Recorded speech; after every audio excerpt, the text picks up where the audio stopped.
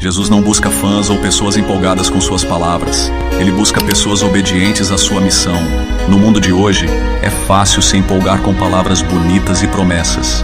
Mas Jesus nos chama para algo mais. Ele quer que a gente obedeça. Jesus não quer só fãs que aplaudem de longe.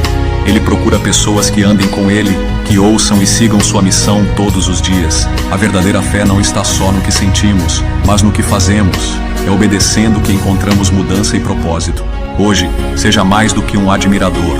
Seja um seguidor comprometido. Viva os ensinamentos de Jesus e faça a diferença ao seu redor. No final, não são nossas palavras que importam, mas nossas ações em nome dele. Portanto, vamos nos lembrar de que cada pequeno ato de obediência é como uma semente plantada, que pode florescer e impactar o mundo de formas que nunca imaginamos. Que possamos encontrar força e coragem para seguir este caminho, sabendo que não estamos sozinhos.